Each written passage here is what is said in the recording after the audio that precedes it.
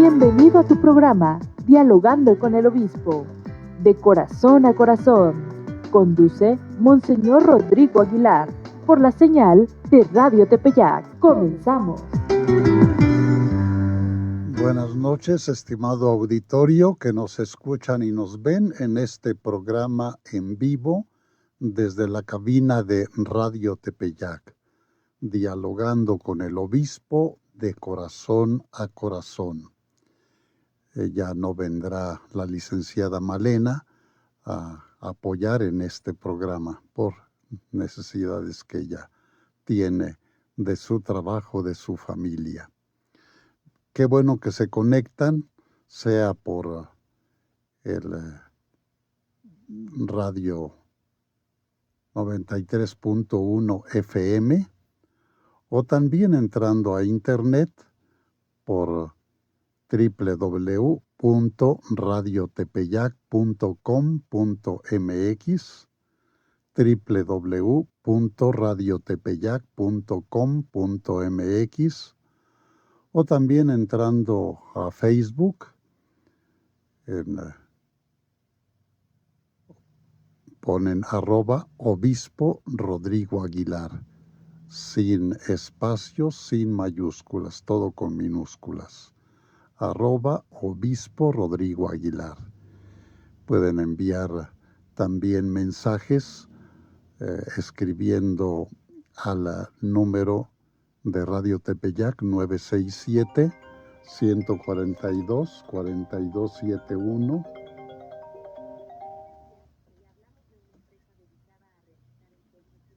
Perdonen que estoy aquí, que entra una llamada que... Bueno, sí, enviando mensaje al 967-142-4271. 967-142-4271. Y con gusto me esmeraré en contestar a las preguntas. También algunas de ellas ya me provocan que prepare una respuesta más completa que doy al lunes siguiente. Y mientras empiezan a llegar algunos saludos, preguntas, comentarios, veamos un momento de oración. El Evangelio de hoy es de San Mateo, capítulo 7, versos del 1 al 5. San Mateo, capítulo 7, versos 1 al 5. En aquel tiempo Jesús dijo a sus discípulos: no juzguen y no serán juzgados, porque así como juzguen, los juzgarán, y con la medida que midan, los medirán. ¿Por qué miras la paja en el ojo de tu hermano y no te das cuenta de la viga que tienes en el tuyo? ¿Con qué cara le dices a tu hermano: déjame quitarte la paja que llevas en el ojo, cuando tú llevas una viga en el tuyo? Hipócrita, sácate primero la viga que tienes en el ojo, y luego podrás ver bien para sacarle a tu hermano la paja que lleva en el suyo. Palabra del Señor. Gloria a ti, Señor Jesús. Estamos en este largo discurso de Jesús, el primero que encontramos en el Evangelio de San Mateo y que abarca desde el capítulo 5, capítulo 6 y capítulo 7, que es en el que nos encontramos ahora. No juzgar y no seremos juzgados. Y también tener cuidado en magnificar algún defecto de otra persona, pero no vemos el grave defecto que tengamos. Es lo que dice muy descriptivamente Jesús. Cuando miramos la paja en el ojo del hermano y no vemos la viga que tenemos en el propio. cuando un pequeño defecto del vecino, de otra persona, lo subrayamos demasiado y no tenemos en cuenta nuestras graves deficiencias. Esto es lo que nos invita Jesús a tener cuidado, que si juzgamos, nos juzgarán. Y si somos duros con los demás, puede ser que más duros merecemos que nos traten, que nos tratemos con comprensión, con buena voluntad, fraternalmente, para crecer mutuamente en el crecimiento de nuestra fe, en el testimonio de Cristo Jesús. Tenemos el día de hoy a 3 santos que son admirables en su testimonio. De hecho, todas las vidas de los santos son admirables. Por una parte, celebramos a San Paulino de Nola. Él era de una familia de quienes estaban en ejercicio del gobierno en el Imperio Romano en el siglo IV. Y después asumió también, así como su padre, un trabajo, un gobierno civil. Se casó, tuvo un hijo, pero luego con la esposa, murió el hijo, de común acuerdo ya renunciaron a la intimidad sexual y por el contrario él se hizo cristiano porque no era bautizado, fue bautizado, se hizo cristiano, seguidor fiel y firme de Cristo Jesús, y ya en esa vocación cristiana eligió vivir lo mismo que su esposa, castamente, y tenía muchas posesiones, renunció a todas ellas, incluso decía: a cambio de la esperanza de los bienes celestiales, he renunciado a todos mis bienes de la tierra. San Paulino de Nola, que fue invitado y aceptó ser ordenado sacerdote y luego fue ordenado obispo. Y por otro lado, siglos después, tenemos el testimonio en Inglaterra de San Juan Fisher, obispo, y Santo Tomás Moro, que era canciller, o sea, el siguiente cargo en importancia después del rey. Y cuando el rey Enrique VIII les exigía que ratificaran su divorcio para contraer nuevo matrimonio y no estuvieron de acuerdo, ellos quisieron ser fieles a la doctrina de la Iglesia y esto provocó la separación de la comunidad anglicana. Y San Juan Fisher, obispo, y Santo Tomás Moro nos dan testimonio de entregar su propia vida por fidelidad a Cristo y su Evangelio. Testimonio de mártires, para que nosotros también nos esmeremos en, si es necesario, vivir martirialmente el seguimiento y testimonio de Jesucristo nuestro Señor. Y tenemos ya saludos de algunas personas. Graciela Moreno, que había escrito hace 8 días, ya no alcancé a contestar porque ya íbamos cerrando el programa.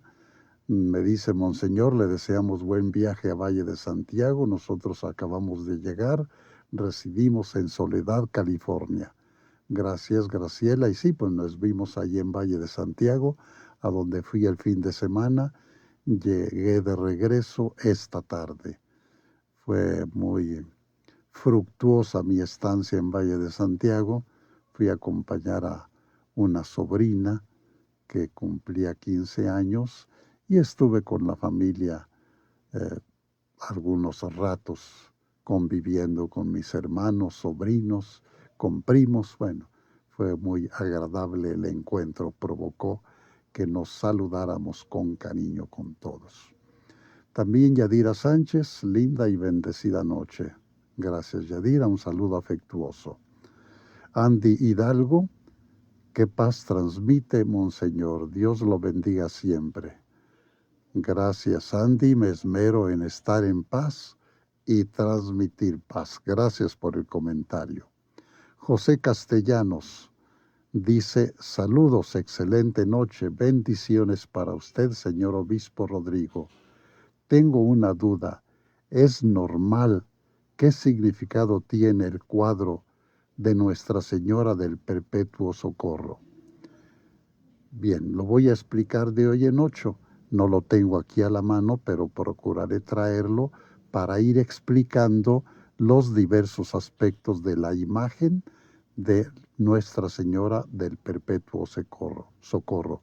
Es una bellísima imagen que yo guardo como tesoro, que mamá era muy devota de Nuestra Señora del Perpetuo Socorro. Jotayan Juan Eduardo dice, buenas noches, estimado Monseñor, escuchándolo atento. Gracias, Juan Eduardo, un saludo afectuoso hasta Salta, Argentina, donde están allá con el frío, mientras acá estamos con el calor y la lluvia también. Respondo a algunas preguntas que me habían hecho hace 8 días. Dice una persona, ¿hay edad para entrar al seminario? Ya terminé la prepa. Yo respondo, años atrás se podía entrar al seminario habiendo concluido la etapa escolar de la primaria. Ya dentro del seminario se hacían los estudios correspondientes a la secundaria y la preparatoria, para luego pasar a las etapas de la filosofía y la teología. En la actualidad ya pocas diócesis incluyen el seminario menor, donde están alumnos que cumplen lo que les falte de las etapas escolares de la secundaria y preparatoria. En San Cristóbal de las Casas, concretamente, hace algunos años, dejó de haber seminaristas en esta etapa de seminario menor y solo entran habiendo concluido la preparatoria, a lo que se llama el curso introductorio. No hay propiamente mínimo de edad. Haber cumplido los requisitos escolares es un indicio que la persona tiene la edad suficiente para entrar al seminario. De modo que si ya terminaste la prepa, es por cuestión de escolaridad, ya estás en condición de entrar al seminario en el curso introductorio. Se requiere que tengas un acompañamiento que incluye aspectos humanos, espirituales, intelectuales y pastorales. Acércate a tu párroco, acércate a seminaristas que ayudan en la pastoral vocacional, también religiosas, porque es un equipo que ayuda a los y las jóvenes que están en inquietud de entrar a la vida sacerdotal, a la vida religiosa, o también les ayuda a clarificar si son para ello o para el matrimonio. De alguna manera, en el curso introductorio al seminario mayor, que aquí en San Cristóbal de las Casas se tiene en Amatenango, se incluyen aspectos de preparación humana, intelectual, espiritual y con algún ejercicio de actividad pastoral, para poder pasar luego a la etapa de filosofía, ese introductorio a la filosofía y teología, que actualmente estas dos etapas se llaman más bien la filosofía etapa discipular, para ejercitarse como discípulos de Jesucristo, y son 3 años. Luego viene la etapa de teología, que son 4 años, que se llama etapa configuradora, para crecer en la configuración o identificación con Cristo y su evangelio y misión. En el transcurso de estos 4 años, el seminarista podrá ir recibiendo los ministerios del lectorado y el acolitado. Después de la etapa configuradora, viene un tiempo que se llama síntesis vocacional, el cual varía en su duración, según el proceso que lleve la persona y que se cumple esa síntesis vocacional ordinariamente colaborando en alguna parroquia, tiempo durante el cual la persona es ordenada en el diaconado y finalmente en el presbiterado. No hay máximo de edad para ingresar al seminario e ir realizando estas diversas etapas. Basta que la persona no tenga contraindicaciones que impidan la futura recepción del presbiterado y que vaya respondiendo a los requisitos propios de cada etapa. De modo que, ya repito, si ya terminaste la preparatoria, acércate a algún sacerdote para comentar tu situación, tus anhelos, de manera que este deseo tuyo sea, a fin de cuentas, la respuesta a una invitación que Jesucristo te está haciendo para que seas sacerdote, lo cual seguirá clarificando y fortaleciendo en palabras y en obras correspondientes. También he tenido un encuentro con una chica que tiene inquietudes de vida religiosa y pues es conveniente saber que se ingresa a la vida religiosa, a la formación, hacia los 18 años de edad. También depende la orientación de la vida religiosa. Hay quienes se dedican expresamente a la vida de oración todo el día, o quienes tienen algunos servicios pastorales de atención a los enfermos, de atención a hospitales, de ayuda en la catequesis, de atención a drogadictos, a personas en extrema enfermedad. Bueno, son diversos tipos y carismas de la vida religiosa, femenina o de varones también. Entonces, ¿qué es lo que conviene hacer? Ir conociendo diversas formas de vida, diversos carismas y dónde, en cuál la persona se siente más atraída, más identificada, para entrar a esa vida de comunidad, irse formando, de modo que la vivencia del carisma en la comunidad ya provoque el anhelo de la persona para formarse en ese carisma, en esa orientación de vida religiosa. Otra pregunta que me hacen: ¿puede comulgar una persona que está casada con otra persona de otra religión? Yo respondo: puede comulgar toda persona que piense y viva en armonía con Dios, lo cual incluye vivir en ausencia de pecados graves o mortales. Se supone que la persona casada lo está no solo con el contrato civil, sino sobre todo con el contrato eclesiástico, o sea, que haya recibido el sacramento del matrimonio. Por tu pregunta, te respondo, puede haber dos casos que impidan casarse por la Iglesia según la situación que mencionas. El primer caso es lo que se llama el matrimonio mixto. Se da cuando los dos están bautizados, una parte, él o ella, en la Iglesia Católica y la otra persona en una comunidad no católica. Es matrimonio mixto, porque los dos están bautizados, pero no dentro de la Iglesia Católica. Y un segundo caso es el matrimonio que se llama con disparidad de culto. Se da cuando una persona es católica y la otra no es bautizada. O sea, no solamente no es católica, sino no es bautizada. Nos dice el Catecismo de la Iglesia Católica en los números 1633 y siguientes, que estas diferencias de vivencia de fe entre los esposos no constituye un obstáculo insuperable para el matrimonio católico, cuando llegan a poner en común lo que cada uno de ellos ha recibido en su comunidad de fe, y a aprender el uno del otro el modo como cada uno vive su fidelidad a Cristo.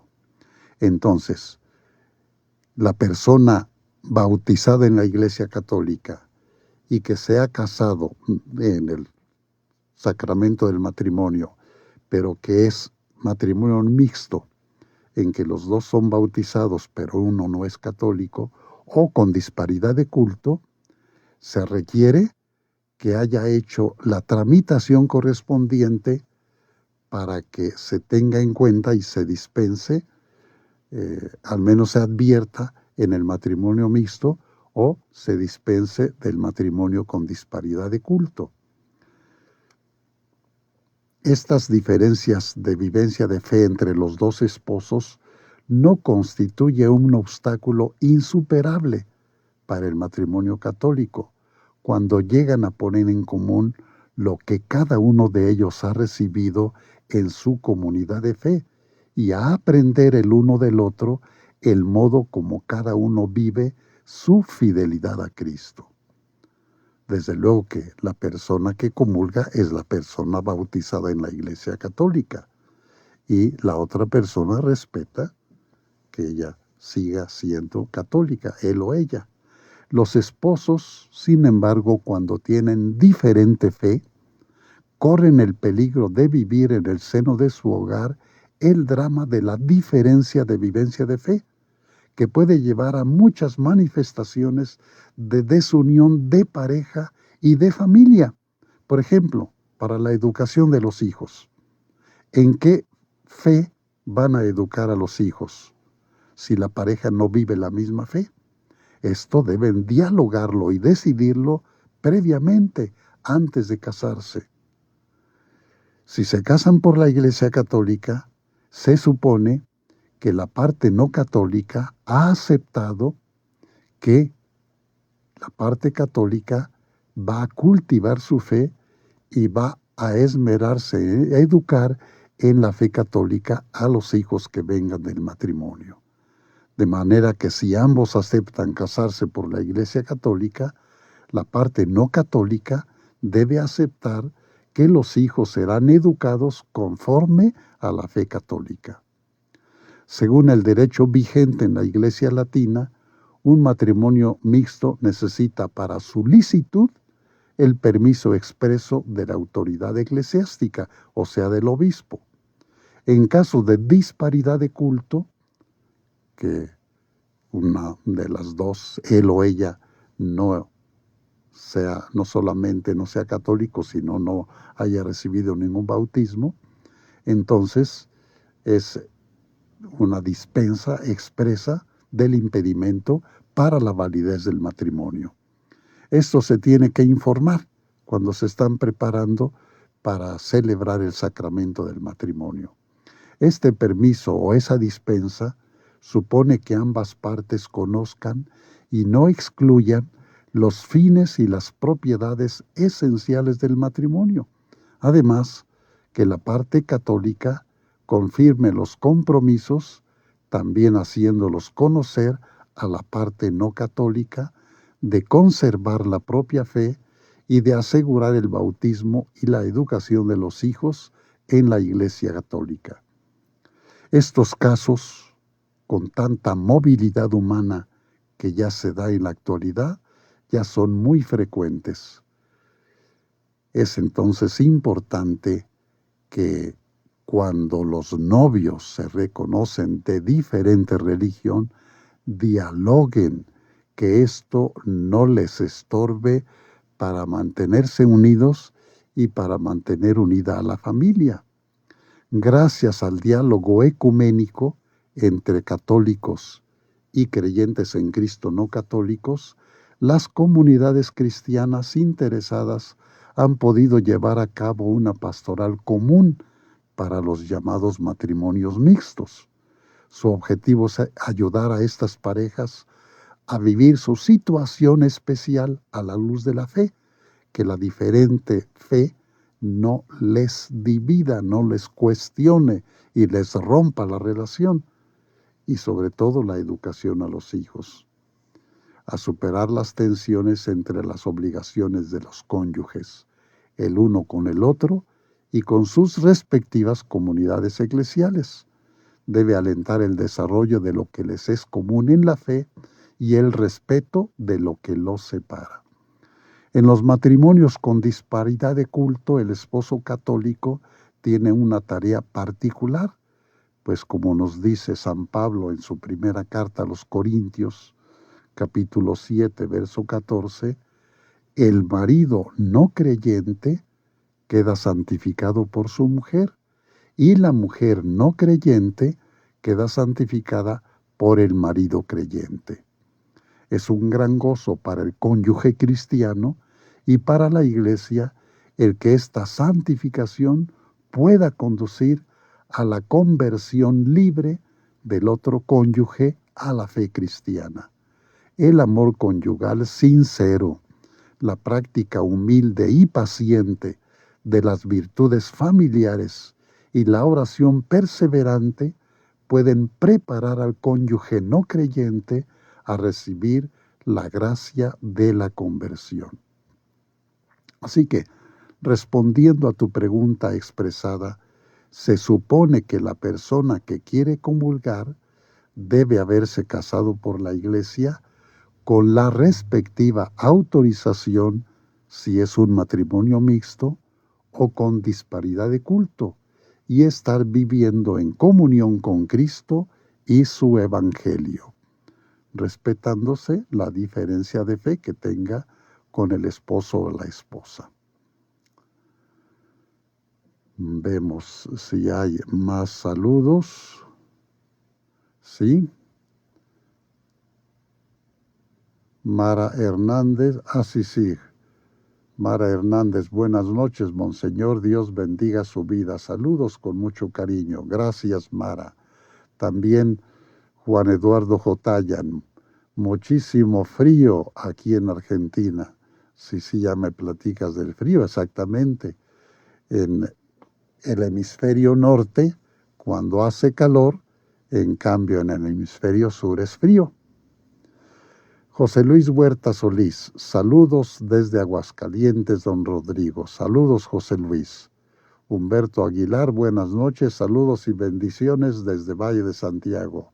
Beto, hermano, compadre, que estés muy bien, Dios te bendiga. Qué bueno que nos hemos encontrado estos días. Y también me da gusto haber saludado a Beto, tu hijo, y también pues un saludo a los demás hijos que están en distintos lugares. Del Comedor de la Caridad Santa Rita de Casia, saludos su excelencia, le escuchamos en el comedor, nos encomendamos a sus oraciones. Gracias, Manuel, un saludo a quienes están allí en el Comedor de la Caridad Santa Rita de Casia. Y también un saludo a las hermanas de Casa Belén, tanto a las misioneras de la Caridad como las que residen allí en Casa Belén. Un saludo afectuoso, con cariño, mi bendición. David, un saludo, Monseñor Rodrigo, se le recuerda con mucho cariño aquí en la Arquidiócesis de Tuxtla. Saludos, David, aquí a la vecina y cercana Arquidiócesis de Tuxtla. Bueno, la cabecera arquidiocesana Tuxtla es cerca de San Cristóbal de las Casas. Ya hay parroquias que sí están más lejanas. Jorge Molina dice, saludos, señor obispo, me gustó mucho el evangelio del domingo, donde nos dice el Señor que no tengamos miedo. Sí, así es. 3 veces nos dice Jesús en el evangelio de ayer, no tengan miedo. Y es que los miedos nos agobian, nos atemorizan, nos encogen. Es importante saber asumir estos miedos, entregarlos al Señor y que sepamos superar los miedos para ser valientes discípulos, testigos, misioneros de Jesucristo y su Evangelio. Yadira Sánchez dice, buenas noches, Monseñor. Le mando un fuerte abrazo. Dios me lo bendiga. Aquí saludando desde la capital de Chetumal, Quintana Roo. Saludos, Yadira, hasta Chetumal, Quintana Roo. Pues allá debe estar haciendo calor bochornoso, por estar también a la orilla del mar. Bien, vemos a ver otros aspectos que tenían aquí.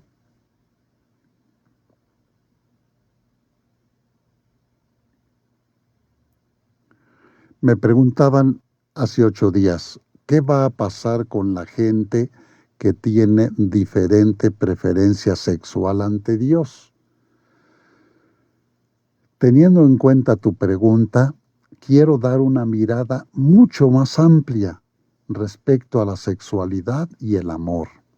Son temas muy relacionados y para vivir no con temor, sino con apertura, decisión y plenitud. Dios creó al ser humano como varón o mujer. Los creó el uno para el otro en el amor. Los creó para la transmisión de la vida. Ser varón o mujer marca profundamente al ser humano. Es un modo diferente de sentir, una forma diferente de amar, una vocación diferente en la relación con los hijos, otro camino de fe. Dado que Dios quería que existieran el uno para el otro y se complementaran en el amor, los hizo diferentes como varón y como mujer. Por eso el varón y la mujer se atraen sexual y espiritualmente. Cuando el esposo y la esposa se aman y se unen corporalmente, su amor encuentra una profunda expresión sensible. Así como Dios es creador en su amor, el ser humano puede ser creador en el amor, dando vida a los hijos. Pero no existe una primacía o superioridad de un sexo sobre otro. Dios ha concedido a varones y mujeres la misma dignidad como personas. No es cristiano y no es humano el discriminar a alguien por ser varón o mujer. Que los varones discriminemos a las mujeres o las mujeres discriminen, rechacen a varones.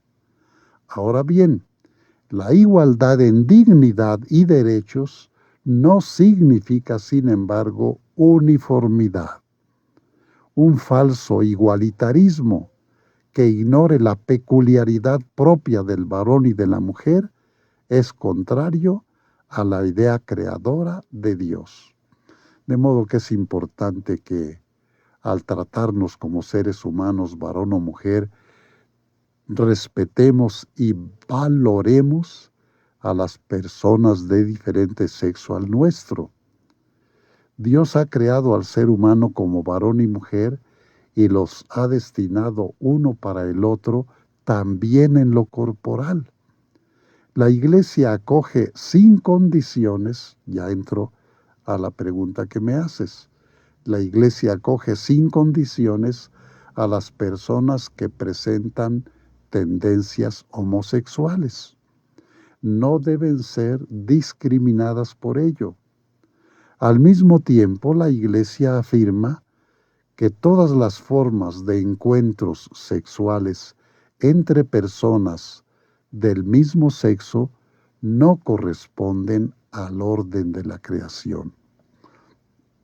Son claves en el Catecismo de la Iglesia Católica los números 2357 y los dos números siguientes, que los relato ahora, los refiero. La homosexualidad designa las relaciones entre varones y mujeres que experimentan una atracción sexual exclusiva o predominante hacia personas del mismo sexo. Reviste formas muy variadas a través de los siglos y de las culturas. Su origen psíquico permanece en gran medida inexplicado. Apoyándonos en la Sagrada Escritura, los presenta como depravaciones graves. Génesis capítulo 19, versos 1 al 29, Carta de San Pablo a los Romanos capítulo 1, versos 24 al 27, o también de San Pablo, primera carta a los Corintios capítulo 6, verso 10, o también de San Pablo, primera carta a Timoteo, capítulo 1, verso 10. Con todas estas citas podemos ver que la tradición de la Iglesia ha declarado siempre que los actos homosexuales son intrínsecamente desordenados, son contrarios a la ley natural, cierran el acto sexual al don de la vida, no proceden de una verdadera complementariedad afectiva y sexual. Ahora bien, un número considerable de varones y mujeres presentan tendencias homosexuales profundamente radicadas. Esta inclinación objetivamente desordenada constituye para la mayoría de ellos una auténtica prueba. Deben ser recibidos y atendidos con respeto, compasión y delicadeza. Debemos evitar respecto a ellos todo signo de rechazo, de discriminación injusta. Estas personas están llamadas a realizar la voluntad de Dios en su vida y, si son cristianas, a unir al sacrificio de la cruz del Señor las dificultades que puedan encontrar a causa de su condición. Las personas homosexuales están llamadas a la castidad. La castidad es una virtud para todo ser humano, que lo va a vivir cada persona de manera un poco diferente, quien es casado o quien no es casado, mediante virtudes de dominio de sí mismo que eduquen la libertad interior y a veces mediante el apoyo de una amistad desinteresada, también el apoyo de la oración, de la gracia sacramental, pueden y deben acercarse gradual y resueltamente a la perfección cristiana. Para todas las personas, la caridad es la forma de todas las virtudes. Bajo el influjo de la caridad, la castidad es una escuela de donación de la persona. Iluminada por la caridad, repito de otra manera, la castidad es una escuela de donación de la persona, no de una satisfacción egoísta, egocéntrica. Es el dominio de sí ordenado al don de la persona. La castidad conduce a quien la practica a ser ante los demás testigo de la fidelidad y de la ternura de Dios. La virtud de la castidad se desarrolla en la amistad. Indica al discípulo cómo seguir e imitar al que nos eligió como sus amigos, o sea, Cristo Jesús, quien se dio totalmente a nosotros y nos hace participar de su condición divina. La castidad así es promesa de inmortalidad. La castidad se expresa especialmente en la amistad con el prójimo. Desarrollada la castidad entre personas del mismo sexo o de sexos diferentes, la amistad representa un gran bien para todos, conduce a la comunión espiritual. Así existen tres formas de la virtud de la castidad. Una es la castidad de los esposos, que la intimidad sexual la van a tener solo el esposo con la esposa con el esposo, y abstenerse de intimidad sexual con otras personas. Otra es la castidad de las viudas, que ya la viuda o el viudo, que ya al quedar como viuda o viudo, renuncian a la intimidad sexual. Y es también la castidad de la virginidad, o sea, la ausencia de intimidad sexual. No se trata de alabar una de estas formas de vida con exclusión de las otras, sino valorar la vocación a la que nos sentimos llamados en la virginidad o en la esponsalidad o en la viudez. La castidad, teniendo para cada persona y su elección de vida su parte de fatiga y renuncia, también tiene su parte de gozo y de plenitud. No nos fijemos solamente en las fatigas de la renuncia, también fijémonos en el gozo de la plenitud, la castidad, que también en los esposos, en el trato con las demás personas fuera de la esposa y el esposo, o en la viudez, es otra forma de vocación a la que Cristo llama a la viuda al viudo, o la virginidad. La plenitud es Cristo, otra forma de unión con Cristo. Los seres humanos hemos sido creados por Dios para ser amados y para amar.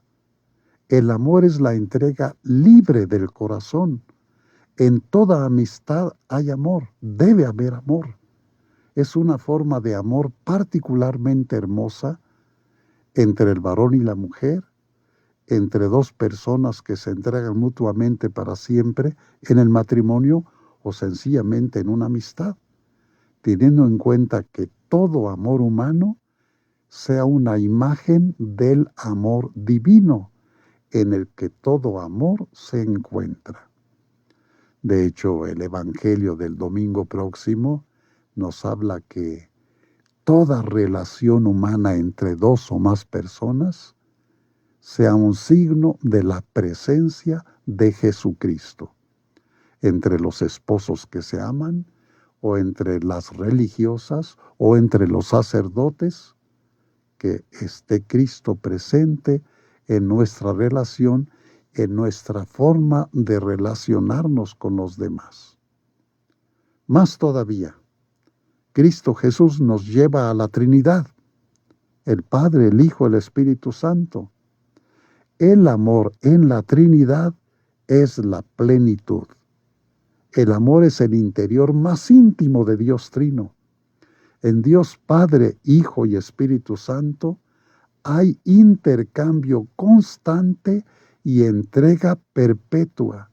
Tres personas totalmente distintas y totalmente unidas, un solo Dios. Tres personas diferentes, un solo Dios.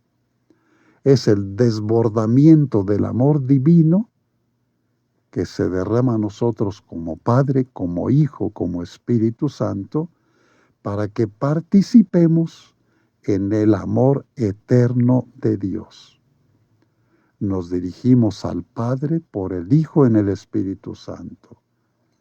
Por el desbordamiento del amor divino, los seres humanos participamos en el amor eterno de Dios. El amor debe caracterizar toda la vida de la persona, pero debe realizarse de un modo especialmente hondo y significativo, ahí donde el varón y la mujer se aman en el matrimonio y se hacen una sola carne. La condición sexuada de varón y de mujer como esposos no es algo puramente biológico, sino que afecta al núcleo íntimo de la persona humana en cuanto tal. Donde se separa la sexualidad del amor y se busca únicamente la satisfacción, se destruye el sentido de la unión sexual de varón y de mujer. La unión sexual es una hermosa expresión corporal y sensual del amor, que incluye también siempre espiritualidad, incluso en el matrimonio. Las personas que buscan el sexo sin amar mienten, porque la cercanía de los cuerpos no corresponde a la cercanía de los corazones. Quien no mantiene la palabra de su lenguaje corporal perjudica a la larga al cuerpo y al alma. El sexo se vuelve entonces inhumano, queda degradado a instrumento de placer y se rebaja al nivel de una mercancía. Solo el amor comprometido y duradero crea el ámbito necesario para una sexualidad vivida humanamente y que satisface a la larga y llena de paz y de gozo. Yo como sacerdote y como obispo he tenido la gracia, el privilegio de diálogo de mucha cercanía con matrimonios en que expresan la plenitud de su unidad sexuada, pero también espiritual, y en que intercambiamos su plenitud sexuada del amor entre varón y mujer y mi plenitud virginal con Cristo Jesús para dar testimonio en la comunidad humana, en la comunidad eclesial.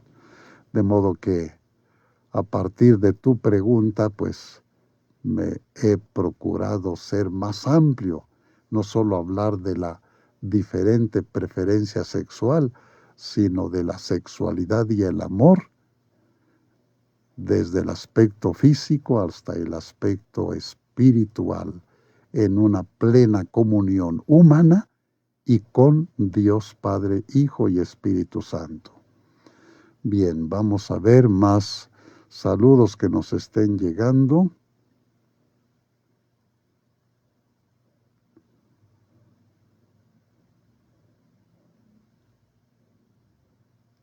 Pedro Marcelino Sánchez Jiménez, no a la bandera arcoíris en las iglesias.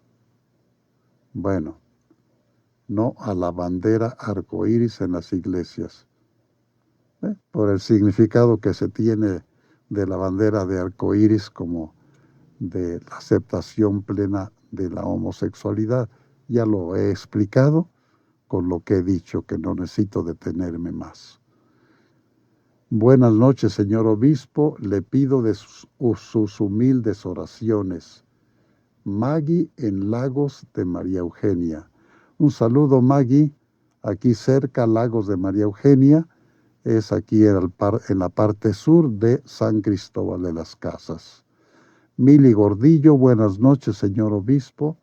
Qué hermosa reflexión para guardar nuestros comentarios. Bueno, para valorar, somos sensibles al amor.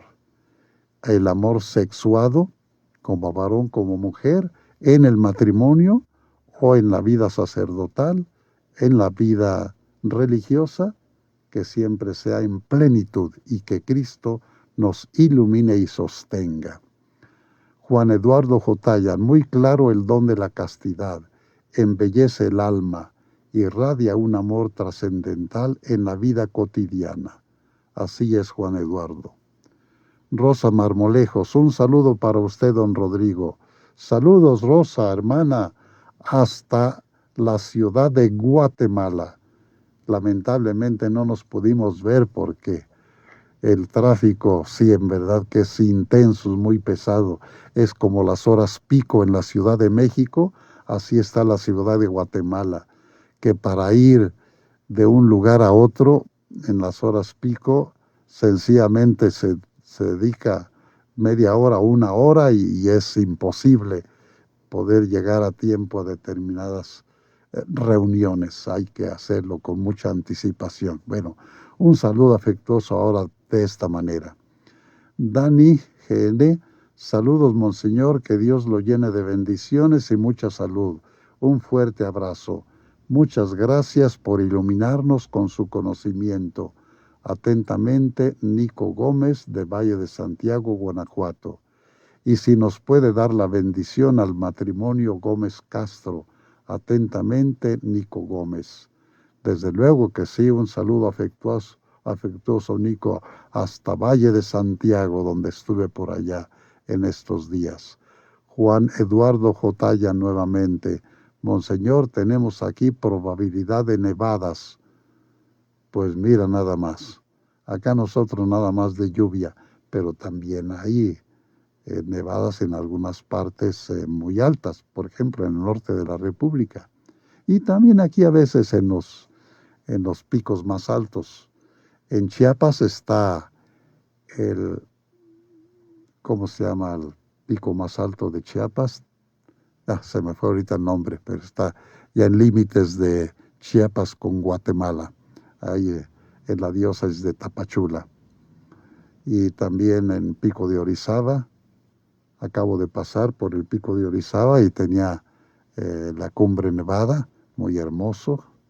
También el Popocatépetl y el Iztaccíhuatl, cuando está nevado se ven muy hermosos. Antes era lo normal, que prácticamente todo el año estaban con nieve, ahora solamente en algunos días. La nieve dura unos cuantos días u horas nada más. Bueno, pues todavía nos quedan unos cuantos minutos. Déjenme ver cómo está mi situación de agenda para de hoy en 8. Si Dios mediante, 29 de junio va a ser un día especial porque es la fiesta de San Pedro y San Pablo. De hoy en 8 yo andaré en Chalchihuitán, en Chenaló. Chalchihuitán celebra a San Pablo como patrono y Chenaló a San Pedro, dos parroquias vecinas. Les pido su oración para diversas actividades que tengo en esta semana. Mañana y pasado mañana, Consejo Diocesano de Pastoral. Es una reunión importante en que vienen representantes de cada equipo o zona de la diócesis de San Cristóbal de las Casas, sacerdotes, religiosas, laicos, varones y mujeres, que colaboran de manera significativa en la pastoral de la vida diocesana. Y luego el 24, que es fiesta de San Juan Bautista, gracias a Dios podré ir por la tarde a celebrar la misa en la fiesta patronal de la parroquia de San Juan Bautista, aquí en la ciudad de San Cristóbal de las Casas. El jueves iré a Sabanilla, voy a tener allá una Eucaristía en esta parroquia lejana del equipo Chol, para celebrar la fiesta patronal de Nuestra Señora de la Misericordia. Es la única parroquia en la diócesis que tiene esta fiesta patronal, Nuestra Señora de la Misericordia. Sabanilla, que se llega por allá por Petalcingo o por Tila y ya se continúa. Ya la gente ahí de Sabanilla, igual que la de Amatán, acude mucho a Tabasco, a Villahermosa, porque ya les queda más cerca que San Cristóbal de las Casas. Sí hay parroquias que ya están muy cercanas a Tabasco, igualmente Salto de Agua, playas de Catazajá, como Palenque, pues ya tienen cercanía con Tabasco, con la ciudad de Villahermosa. Bueno, yo voy a ir a Sabanilla el jueves 25 de junio. Luego el viernes 26 estaré en Sinacantán en la mañana. El sábado 27 en Margaritas, allá cerca de Comitán. Así que voy a andarme paseando por distintas partes de la diócesis. El domingo estaré en Independencia. Y bueno, pues ya les comparto así diversas visitas a comunidades parroquiales o también reuniones diocesanas. Y desde luego que al pedirles su oración también tengan la seguridad de mi oración por ustedes, por sus necesidades y anhelos. Veamos si hay más saludos. Juan Eduardo Jotayan, que el Espíritu Santo lo colme de gracia y fuerza para seguir evangelizando y llegando a la gente que tanto necesita. Rezo por usted en la Eucaristía. Gracias, Juan, un saludo afectuoso, y estamos unidos en la Eucaristía que celebremos. Tú allá en Salta, Argentina, yo por acá en la diócesis de San Cristóbal de las Casas, en estas diversas parroquias y comunidades donde voy a estar. Y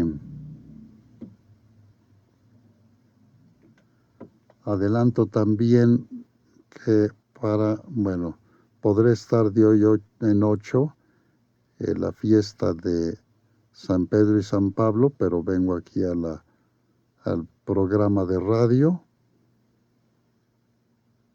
Y bueno, ya después vendrá el mes de julio. Ya iré presentando algunas otras situaciones de reuniones que tenemos para el mes de julio. Un afecto y mi oración a todos ustedes, que estén llenos de paz, de esperanza, y que muy unidos a Jesucristo, viviendo en su servicio, en el matrimonio, en la familia, en diversas actividades que tengan en la parroquia, o también el mismo trabajo profano, que lo hagan en nombre de Dios. Con la bendición de Dios Todopoderoso, Padre, Hijo y Espíritu Santo, descienda sobre ustedes y les llene de gozo, de paz. Un saludo a la familia en Valle de Santiago, a todos los que nos encontramos allí en estos días en Valle de Santiago.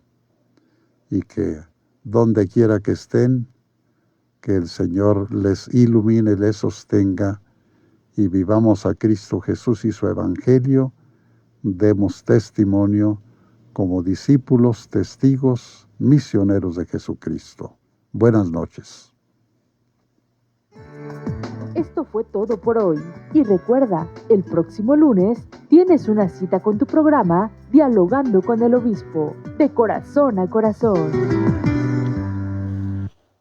7.